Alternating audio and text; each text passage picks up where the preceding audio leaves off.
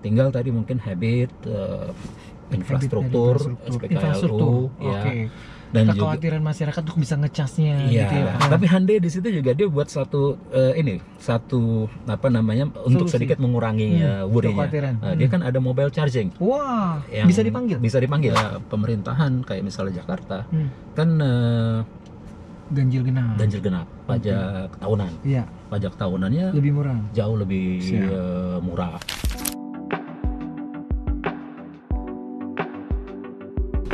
Bro Denny, sekarang ini kan di otomotif Pak, lagi hot atau lagi mulai ada adalah mengenai market EV nih, atau pasar mobil listrik. Menurut Bro Denny sebagai pengamat otomotif juga, terlibat juga di Gaikindo gitu ya, pemain otomotif kita, menurut Bro Denny sendiri EV di sini itu akan berkembang atau akan mandek atau ya justru ya akan mati suri gitu Pak? Kira-kira menurut Bro Denny gimana Pak? EV ya kembali juga sejalan ya dengan inisiatif pemerintah tadi ya. Untuk apa namanya menciptakan ekosistem kendaraan energi terbarukan, ramah lingkungan dalam hal ini kita bicara EV gitu ya.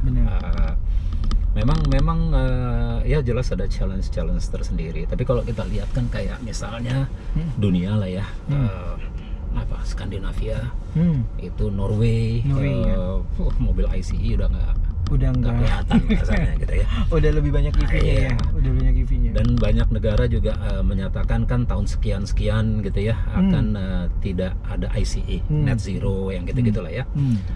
Saya lupa detailnya ya, tapi kayak Singapura juga sudah state. Tetangga dekat kita gitu ya. Tapi ada juga yang jauh-jauh kayak Eropa juga sudah state tahun-tahun tertentunya, walaupun terakhir ini saya dengar beberapa negara Eropa kan merevisi. Ya, tapi kalau itu saya rasa ya masalah dagang lah yang saya rasa apa namanya nggak ke situ lah kita ya. Nah, tapi EV tadi ya memang walaupun bukan hanya sejalan dengan inisiatif pemerintah, tapi memang EV ini kan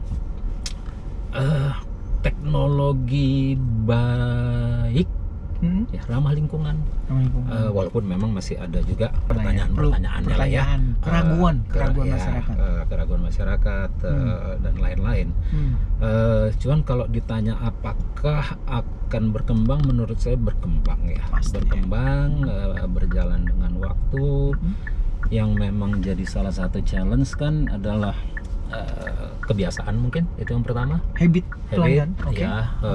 Biasa dengan ICE, ini listrik, apakah aman, masuk air gimana, kalau kecelakaan banjir gimana gitu kan ya. Kemudian ya mungkin harga masih cukup ya, masih cukup tinggi gitu ya. Cuman saya mungkin kalau di situ yang gampangnya saya pakai kayak kalau habit itu kayak beberapa puluh tahun yang lalu lah, mobil manual dengan mobil matic. Tahun 2000-an, ya, awal-awal 2000-an di bawah 2000 gitu ya, 2000 lewat dikit. Di bawah 2000, 90-an itu kan 80 90 nggak ada mobil matic. Bener, dianggap mobil wanita. Mobil wanita. Mahal perawatannya, mogok nggak bisa didorong, yang begitu gitu. Resale value-nya nggak tinggi. Resale value nggak tinggi, mobilnya lamban gitu ya. Sekarang kan malah jarang yang manual. Tergantung dengan kebutuhan. Bener banget. Kalau kebutuhan mungkin tetap banyak yang ada yang manual. Tapi kalau secara total kendaraan passenger, otomatis paling banyak. Nah, ya udah besar ya. Memang di situ butuh waktu ya Pak ya. Sekian waktu barulah untuk bergeser si habit dan juga si teknologi kan. Dulu juga kalau banjir masalah mobil listrik. Kalau harga mungkin saya pakai handphone. Handphone saya 10 tahun yang lalu. Kita mau smartphone, harganya wow, mahal banget. Mahalnya minta ampun gitu kan. Walaupun baterainya gede-gede lagi. Baterainya gede-gede. Zaman dulu mesti bawa baterai 2-3 gitu kan, yang masih nikel kadmium gitu kan, bawa power bank. Berjalan waktu, lithium dan lain-lain, handphone juga mengecil. Sekarang smartphone yang say harga 20 juta ke atas dengan smartphone yang harga 2-3 juta, fiturnya sama. Hampir sama. Iya. Yang dirasakan sama. Yang dirasakan sama. teknologinya sama. Didapetin sama, betul. Jadi harga sendiri ya menurut saya berjalan waktu, teknologi, perkembangan, ya harusnya harga juga akan mengikuti ya. Iya, That way itu baru 2 ya tadi ya, habit sama. Berarti bisa simpulkan dari solusi untuk EV nanti dalam hal challenge harga harusnya pasti akan bisa teratasi. Berjalan waktu harusnya bisa teratasi. Kayak misalnya ya harapannya ya pemerintah kan kalau nggak ada halangan bulan ini atau bulan depan pabrik baterainya Hyundai dan LG kan mulai berproduksi untuk baterai lokal. Benar. Ya harapannya kan apa namanya biaya lebih turun ya, bisa solusi buat masyarakatnya. Berjalan waktu saya rasa sih itu akan terjadi ya gitu. Yang lain mungkin ya karena habit tadi ini juga sih jaringan ya, SPKL banyak perlu ditingkatkan lah. Siap. Thank you Pak Denny. Wah, seru banget nih. Bro Denny, sekarang mau bicara sedikit. Sekarang kan tadi mengenai tantangan dari pemerintah atau tantangan dari peluang mobil listriknya ada. Iya. Seperti tadi mengenai baterai, mengenai handphone gitu ya Pak, mobil manual dan matic. Pak Denny kalau boleh tahu kira-kira apa keraguan masyarakat ataupun tantangan di mobil listrik ini atau EV ini yang harus dapat perhatian dari pemerintah juga atau pelaku bisnis Pak, agen pemegang merek? Kira-kira tantangan apa yang menjadi fokusnya Pak kira-kira? Memang saya rasa beberapa ya Pak ya. Sebelumnya gini, kalau kayak kita lihat di Thailand ya di tahun lalu, koreksi saya kalau saya salah, itu sekitar 11 atau 12% saya lupa detailnya penetrasinya. Lebih dari 10%. Lebih dari 10% market share-nya.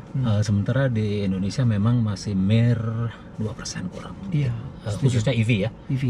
Karena memang kadang ada disebut di situ kan juga termasuk hybrid, tapi khususnya EV lah ya. EV masih 1,7 1,8 seingat saya. Benar.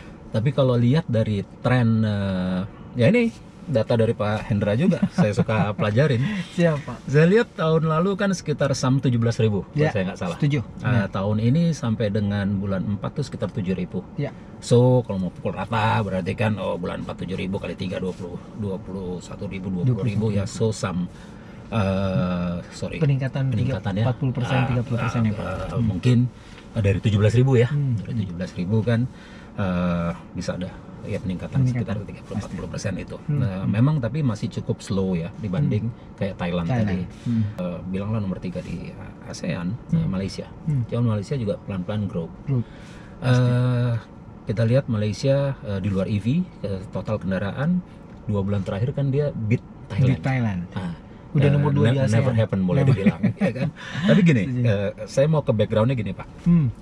EV kalau Bapak tadi bicara pemerintah, EV Thailand waktu itu luar biasa. Setuju. Dia kasih insentif dan lain-lain. Memang yang paling luar biasa China kita tahu. Tapi kalau kita ke ASEAN kan Thailand.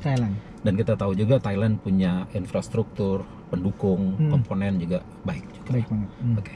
Nah, dia kasih insentif, Indonesia juga kasih insentif. Kalau Malaysia kan baru tanda kutip belakangan ini.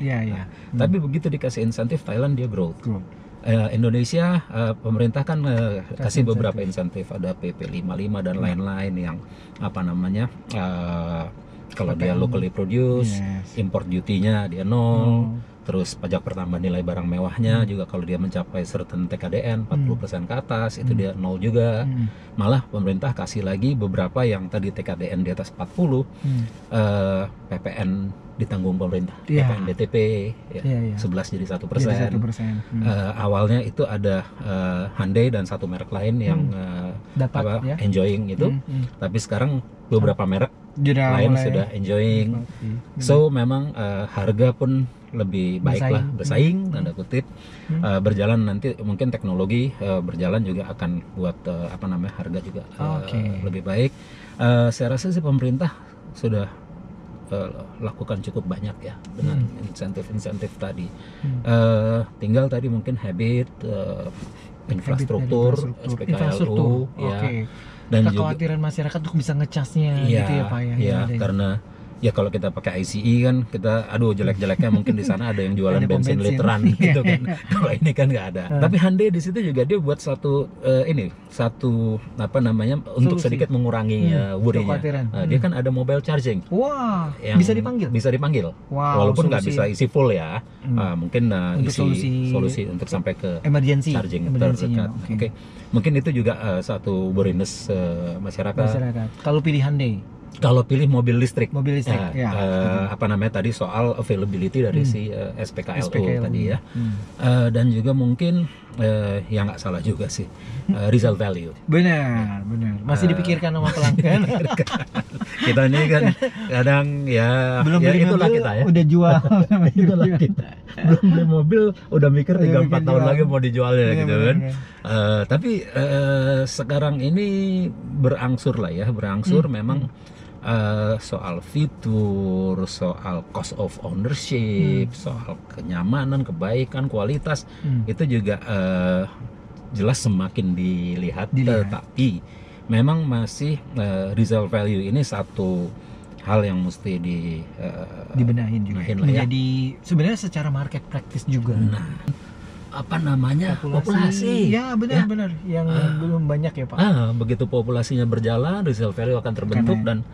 Dan mobil listrik ini kan di kita baru ya. Benar. Tadi kepemilikan mobil ini kan kurang lebih 3-5 tahun bilang, karena tergantung tenor. Benar. Nah, mobil listrik ini kan baru masih di terms ini nih. Benar. Ya kan, jadi polanya belum sedemikian terbentuk gitu ya. Sama aja kayak handphone lah. Kita kan dulu waktu baru-baru nggak kebentuk, sekarang semua kalau handphone bekas ya kurang lebih paling harganya beda-beda berapa gitu kan. Kalau dulu kan, nah saya rasa ya hal-hal seperti itulah berjalan waktu. Tetapi apakah mobil listrik akan berkembang? Saya sih punya keyakinan itu akan berkembang. Sama aja kurang lebih tadi manual ke matic ya. Dulu manual lebih murah, matic lebih mahal. Sekarang manual sama matic, kadang-kadang cuma beda 10 juta. Tapi dipilih sama benefit, pelanggannya. yang kita terima kan bapak nggak fatigue gitu ya, perawatan juga nggak mahal. Apa manfaat yang dirasakan pelanggan akan mobil listrik? Sehingga sebenarnya banyak hal lain yang benefit buat pelanggannya nih untuk mobil listrik gitu Pak. Ya. Mungkin ya salah satunya terkait dengan insentif yang diberikan pemerintah lah ya. Harga tadi ya. Apa namanya, import duty tergantung dari country of origin ya, dia bisa lebih murah. Kayak China kan 50% import duty, kalau di sini produksi 0 ya. Pajak pertambahan nilai barang mewah. Yang mana kalau mobil-mobil ICE sekarang kan 15% tergantung dari emisi ya. Benar. 15, 20, 10, 15, 20 dan selanjutnya. Kalau dia kan listrik bisa 0. Benar. Itu berarti tadi luxury tax lebih rendah, otomatis harga juga bisa lebih reasonable. PPN DTP tadi. Di beberapa apa namanya pemerintahan kayak misalnya Jakarta kan ganjil genap pajak tahunan.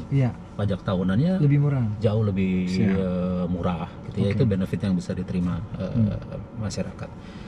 Long run-nya mungkin kalau sampai dia habis warranty ya paling enggak dia nggak ada ganti oli yang tiap 10-15 ribu. Biaya servis lebih murah. Biaya operasional juga pasti lebih murah. Biaya operasional lebih murah. Saya pakai mobil listrik.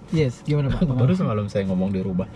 Kalau dulu mobil yang saya pakai hari-hari sama listrik di rumah itu masih mahalan mobil saya. Biaya bahan bakarnya. Ya. Kalau sekarang malah listrik di rumah ya jauh lebih mahal. Malah saya bilang dulu tuh e-tol yang paling murah dibanding isi bahan bakar. Kalau sekarang e-tol lebih mahal daripada mobil. Jadi situ kan saya mau menggambarkan ya memang ada efisiensi yang bisa dapetin. Selain mungkin tadi di awal ngobrol kan, kalau saya pribadi saya ngerasa salah satunya ini Pak, fatigueness. Dia kelelahan berkendara. Karena dia lebih getaran juga lebih kurang pastinya. Terus noise juga kan tanpa sadar mungkin desibel tertentu ganggu kita kan. Nah itu juga lebih kurang gitu. Maka saya pikir ya ini sih teknologi yang bagus dan harusnya berkembang sih. Mantap. Silakan. Kalau Hyundai Mobil Indonesia sendiri Pak Denny, kira-kira dalam hal memastikan kalau pelanggan datang ke HMI gitu ya, Hyundai Mobil Indonesia, pokoknya pengalaman pelanggan itu adalah jadi suatu hal kunci. Gimana tuh Pak Denny, kira-kira kita bisa pastikan sehingga pengalaman pelanggannya oke banget, dan apa yang membuat beda dari dealer-dealer lain nih dari Hyundai? Oke. Gimana Pak Denny? Saya mungkin berangkat dari tadi kita punya visi, HMI punya visi to be the biggest and the best Hyundai dealer group. Itu visi kita. Visinya gitu ya Pak. Misinya kita providing the best customer experience through positive differentiation between Hyundai dealers lah dalam hal ini. Kenapa saya bicaranya Hyundai dealers? Karena di sini saya mau pakai contoh. Misalnya kita pergi ke McDonald's lah. Oke. Standarnya kan ubiquitous. Yes. Semuanya sama kan Pak. Benar. Nggak boleh juga berbeda dalam arti di luar standar. Di luar standar. Cuman dari standar gimana lebih baik. Benar. Standarnya dipenuhi dulu. Iya. Gitu. Oke. Tapi lebih baiknya bukan berarti berbeda ya. Mungkin ya kasar saya kalau standarnya cuman customer datang senyum sekali, ya kita coba senyum 2 kali lah. Siap. Tapi nggak boleh berbeda kan Pak. Jadi karena si Hyundai sendiri sudah implement ke semua dealernya ada standarisasi tertentu di sisi pelayanan dan lain-lain. Yang memastikan semuanya mendapatkan pelayanan yang standar ya Pak. Standar yang ubiquitous gitu ya, yang kurang lebih sama gitu kan. Nah paling kalau di kami ya tadi itu ya providing the best customer experience dengan apa namanya diferensiasi dibanding yang lain, tapi nggak berarti berbeda gitu ya. Yang harusnya putih kita lakukan hitam, nggak yang gitu ya. Cuman lebih baik lah gitu. Lebih baik dalam hal terus mungkin juga nggak tahu ya, kan katanya ada happy employee make happy customer gitu ya. That's one of the key. Kita pikir ya di kami juga providing positive working environment untuk karyawan. Percuma juga lah kalau kita nggak create positive working environment, kita minta sesuatu si karyawan ini kelihatan banget sih, kelihatan banget pasti. Nah walaupun ya pasti dinamika akan terus evolve gitu ya. Jadi kalau apa yang menjadi visi tadi saya sampaikan, the best and the biggest Hyundai Group dealer Hyundai group Mobil Indonesia, untuk Hyundai Mobil Indonesia. Kalau untuk misinya ya tadi creating positive customer experience yang positif dengan diferensiasi between lain dan ya karyawan. Ya walaupun ya pastinya Pak ensuring economic values yang gitu-gitu. Kalau nggak ada economic valuesnya juga nggak ini ya motivasi pertama. Nggak bisa bayar karyawan juga. Ngobrolnya, nah sekarang Pak boleh cerita dong kira-kira untuk kita nih anak-anak muda, Bapak pengalaman di otomotif sudah berapa lama Kak? Boleh tahu Pak kira-kira karir, boleh cerita karir dulu nih sampai posisi to the top. Saya sebenarnya di otomotif tuh saya karena di saat itu masih muda, ya semua orang juga sama mau bekerja perlu uang gitu ya. Pasti. Saya tuh awalnya ya seperti fresh graduate yang lain lah, bekerja biasa gitu kan, office di kantoran gitu ya. Saya lebih ke analis lah waktu itu, macam-macam gitu kan ya, main-main data gitu kan. Tapi ya saya suka sih analisa itu, saya suka gitu ya. Cuman di saat muda itu ada kebutuhan gitu-gitu, lihat aduh nih salary waktu zaman itu sekian ratus ribu lah gitu ya, di bawah 500.000 di zaman itu. Itu ya Pak. Berapa tahun lalu? 30, 40? Saya di otomotif mulai 95. Jadi sebelum 95 lah ya. Sebelum 95 gitu kan. Terus ada satu saat lihat, sales nih menarik juga. Sales menarik juga. Terus akhirnya kebetulan saya suka otomotif juga. Saya pikir coba ganti haluan lah gitu ya, dari kerja kantoran biasa yang mana Jadi memang sales. luar biasa, kerja kantoran itu bagus, baik dan lain-lain gitu ya. Benar. Cuman saya lihat ini sales enak juga ya, gajinya nggak seberapa, tapi kalau dia baik, perform gitu ya, penghasilan juga Penghasilan juga baik baik gitu kan. juga. Dan sales nggak bicara gaji, Iya. nggak bicara insentif gitu kan, Benar. jualan bla bla bla. Udah lah, akhirnya 95 saya mulai. Sebelum 95 saya ada beberapa sales juga. Oke. Tapi aduh kok kurang pas lah gitu ya. Oke. Terus 95 saya coba di mobil deh. 95 saya di mobil mulai dari sales. Oke. Awalnya dulu Peugeot. Peugeot. Peugeot. Karir saya pertama itu dari Peugeot. Wow. Sales saya di Peugeot, supervisor kepala cabang di Peugeot.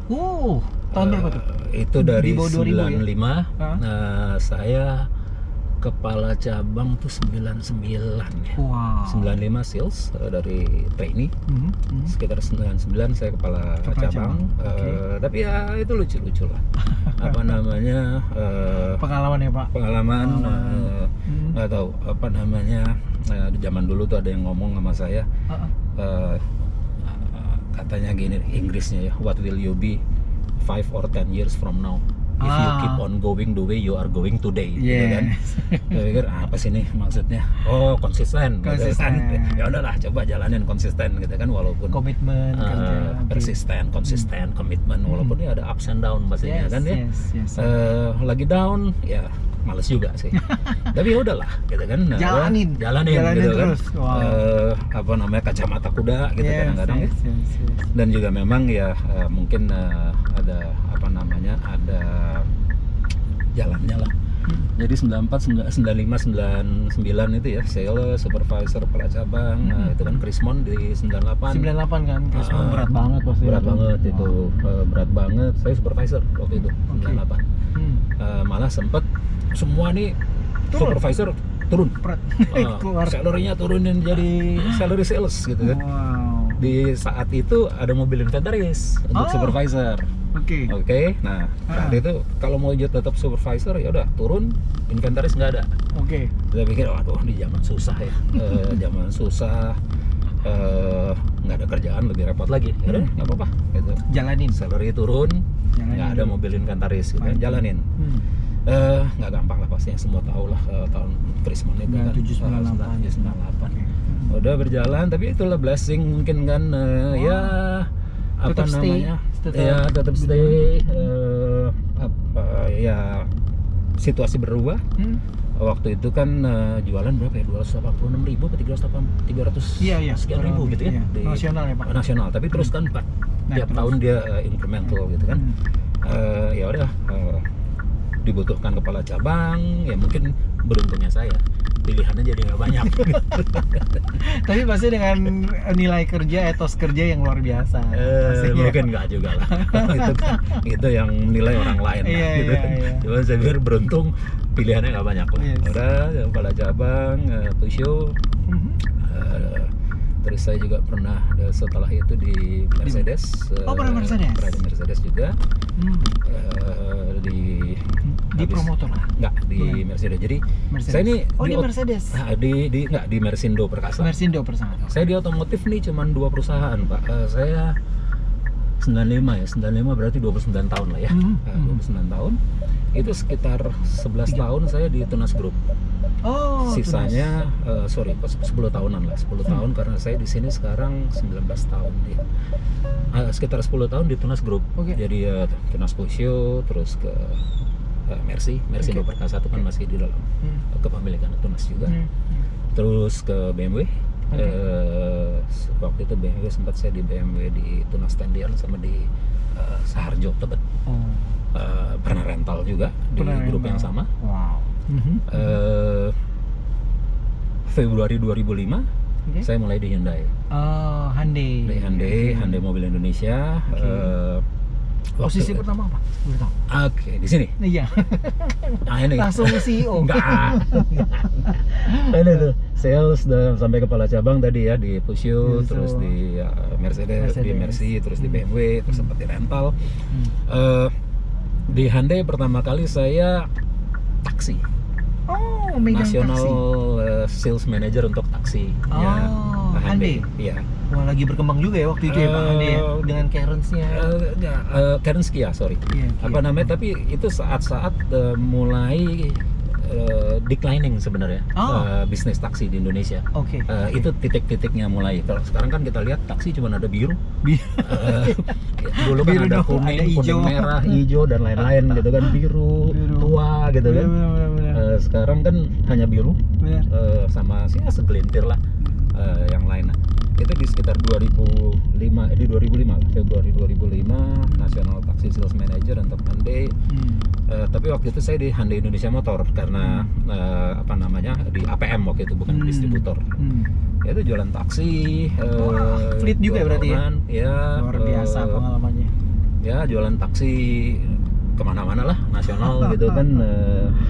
Yang seru juga apa namanya, dari Mercedes, BMW gitu. Terus jual taksi ke pool taksi gitu kan. Tapi ya banyak ilmunya juga lah, apa running cost gitu kan, kalau menghitung running kalau dulu kan nggak mikirin running cost jual kendaraan aja, tapi di situ kan yang mesti dipresent ya cost of ownership-nya si pengelola taksi gitu kan, gitu-gitu. Dari situ sampai, tapi nggak lama sih, 2 tahunan. Akhirnya saya ditarik kembali ke passenger di Hyundai Mobil Indonesia. Hyundai Mobil Indonesia. Di situ mulai tadinya kan manajer taksi, sales manager taksi, jadi operation manager untuk Hyundai. Ya teruslah berkembang di situ, deputy director sampai sekarang. Alhamdulillah. Wow, perjalanan hidupnya luar biasa ya Pak. Ya, enggak lah, banyak yang jauh lebih luar biasa. Ini kebetulan aja. Kawan-kawan, ini ilmu padinya Bro Denny. Sudah paling top, tapi itu luar biasa. Apa etos kerja bagi anak-anak muda, mungkin ya untuk anak-anak muda nih, khususnya bagi sales misalnya, yang lagi melihat kok saya jadi sales, apa etos kerja yang Bapak yakinkan atau nilai hidup, prinsipnya yang membuat Bapak this is yang bring me to that level, bring me to the level now gitu Pak. Kira-kira boleh sharing nggak Pak buat kita? Nggak terlalu berat ya, Perlu dipikirkan. Perlu di. Nggak tahu. Apa nih Pak? Kira-kira etos yang Bapak laksanakan atau kunci suksesnya Pak? Kira-kira gimana? Apa nih? Nggak ini ya. Jelas apa namanya, banyak yang lebih luar biasa gitu ya. Dan saya rasa saya biasa-biasa saja. Cuman satu yang ini saya udah tadi sambil mikir ya. Tadi kan saya bilang apa namanya, zaman dulu pernah ada yang ngomong sama saya, what will you be 10 or 5 years from now if you keep on doing the way you are doing today gitu kan ya. Saya pikir apa yang terjadi hari ini ya kasarnya kalau pakai frame itu, ini berarti dari 5-10 tahun yang lalu gitu kan. Persistensi walaupun tadi di awal kita sempat bicara ups and down gitu-gitu ya, banyak ups banyak down, biasalah gitu kan, down semuanya bad mood gitu-gitu lah ya. Cuman konsisten ya, kalau saya rasa sih itu yang utama ya, saya pikir ya, konsistensi. Tadi saya bilang saya kerja di otomotif nih hanya di 2 grup perusahaan. Nggak tahu apa namanya, mungkin ya old school kali ya. Old school tapi yang terbukti. Dulu kan orang tua kita kan malah di satu tempat usaha gitu kan ya. Malah dia aneh ngeliat kita kok pindah-pindah terus gitu kan. anak sekarang ya, zaman sekarang ya. 6 bulan pindah tuh, 1 bulan pindah. Oke. Di situ saya juga ngelihat ya, kayak misalnya teman-teman di tempat kami juga yang mudaan gitu ya. Kami saat ini HMI itu kita ada karyawan sekitar 900-an gitu. Wow, HMI. Memang banyakkan sales. Salesnya itu 500 something lah, almost 600 lah. So sekitar 300-an di yang lain-lain gitu ya, mekanik, administrasi dan lain-lain. Nah, memang kan banyak teman-teman yang muda-muda nih. Memang saya lihat juga, termasuk anak saya sama. Saya lihat anak-anak muda nih kan, kalau kita dulu kan when we climb the let's say the ladder lah, the ladder gitu ya, this one ladder kan, kita naik anak tangga per anak tangga gitu ya.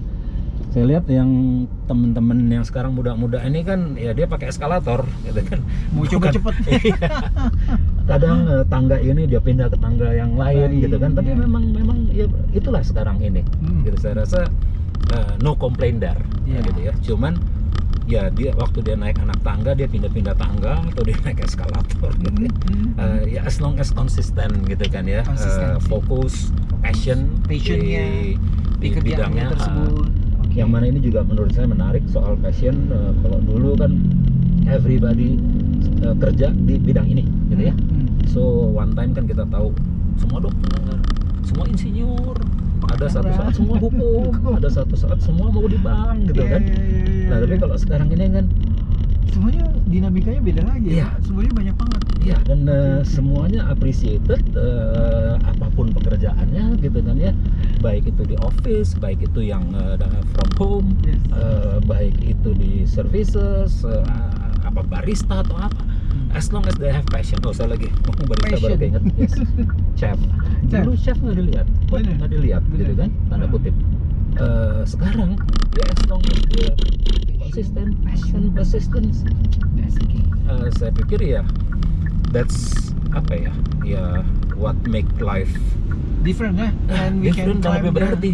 Iya, setuju. Banyak orang juga saya lihat dia mungkin corporate ladder-nya menarik, tapi dia nggak happy juga. Tapi banyak teman-teman yang happy kan doing what they love to do. Yes. Saya pikir sih itu aja sih Pak. Terima kasih. Jadi patient, konsisten, terus juga kita bagaimana melihat pola kerja kita ya Pak, untuk kita bisa memastikan sesuai dengan cara kerja yang baik ya buat anak-anak muda ya Pak. Terima kasih banyak Pak Denny atas waktunya. Waduh, luar biasa. Thank you very much. Kita bersama dengan Bro Denny Siregar, CEO dari Hyundai Mobil Indonesia, dan kita mendapatkan beberapa inspirasi dan juga diskusi mengenai bagaimana customer experience, market, dan segala macam. Subscribe, follow, and share dari Andrea Auto Page and AI Talks Automotive Inspiration Talk. Sekali lagi terima kasih. Terima kasih. Oke, thank you bro.